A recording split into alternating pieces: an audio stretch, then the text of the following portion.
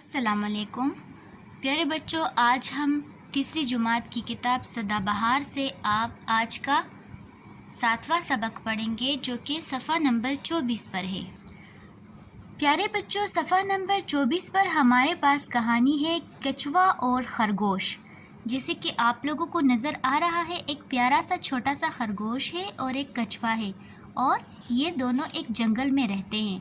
تو بچوں، آج ہم اس کی کہانی پڑھیں گے۔ دی گئی تصاویر کے مطابق کہانی کے بے ترتیب حصوں کو درست نمبر دیجیے، اپنی کاپی میں ترتیب سے لکھیے اور تصاویر بھی بنائیے۔ تو بچوں، اب یہاں پر آپ کو کچھ تصاویر دیے گئے ہیں۔ ایک یہاں پر ہے، یہ خرگوش اور کچھوے کے درمیان ریس لگی ہے، یہ لوگ ایک راستے پر بھاگ رہے ہیں اور یہاں پر کچھوا جو ہے درخت کے ساتھ بیٹھا ہوا ہے اور خرگوش آ رہا ہے۔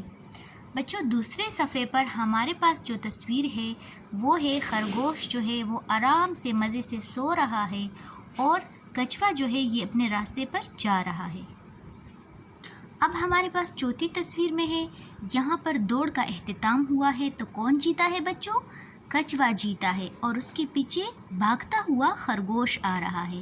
تو بچوں، اب ہمارے پاس کہانی کی 4 تصویریں ہیں جو بے ترتیب ہے، اس کو ہم نے ترتیب سے جوڑنا ہے اور پھر اس کو اپنی کاپی میں لکھنا ہے۔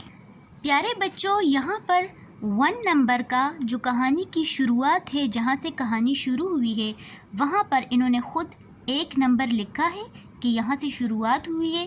کس طرح؟ ایسے: کسی جنگل میں ایک کچھوا اور خرگوش رہتے تھے۔ ایک دن خرگوش نے کچھوے کے آہستہ چلنے کا مذاق اڑایا اور کہا، تم تو بہت سست ہو، مجھے دیکھو میں کتنا چاق و چوبند اور تیز ہوں، چلو کیوں نہ ہم دوڑ کا مقابلہ کریں۔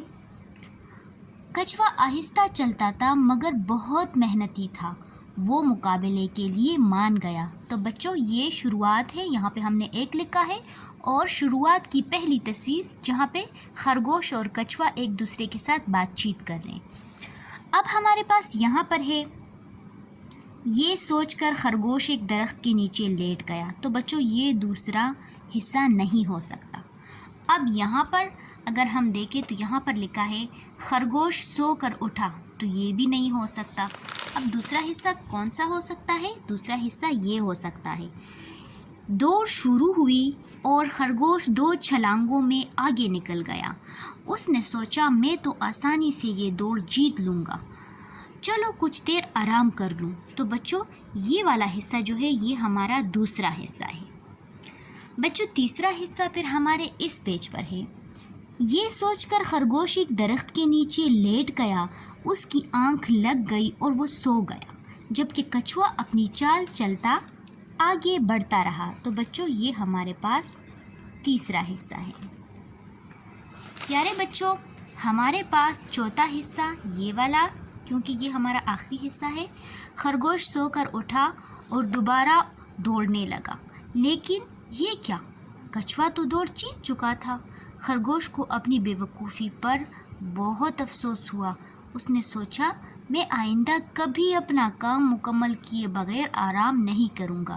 تو بچوں، یہ ہمارے پاس کچھوے اور خرگوش کی کہانی ہے، مکمل تصویری کہانی ہے، 4 تصویریں ہیں اور اس میں ہر ایک کا آپ نے 1 2 3 4 کے مطابق نمبر دینے ہیں اور پھر اس کہانی کو اپنی کاپی میں لکھنا ہے۔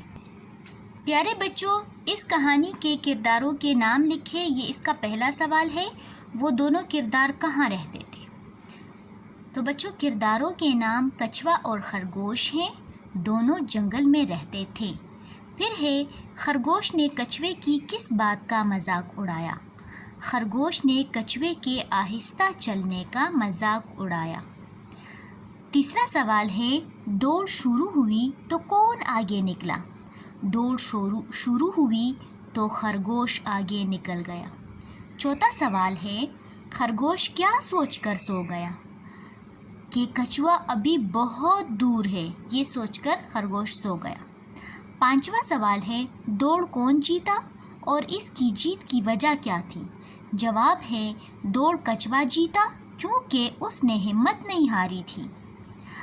چھٹا سوال ہے، خرگوش کو کس بات پر افسوس ہوا اور اس نے کیا سوچا؟ اس کا جواب ہے، خرگوش کو اپنی بے وقوفی پر افسوس ہوا اور کام کو وقت پر مکمل کرنے کا سوچا۔ ساتواں سوال ہے، اس کہانی کا کوئی اور نام سوچ کر لکھیں۔ تو بچوں، اس کہانی کو پڑھ کے جو ہمارا نتیجہ نکلا ہے اور جو دوسرا نام اس کا آتا ہے، اس کا نام ہوگا غرور کا سر نیچا۔ تو بچوں، یہ آپ کے سوال جواب ہو گئے کہانی کچھوا اور خرگوش کی، اور اس کو آپ نے اپنی کاپیوں میں لکھنا ہے۔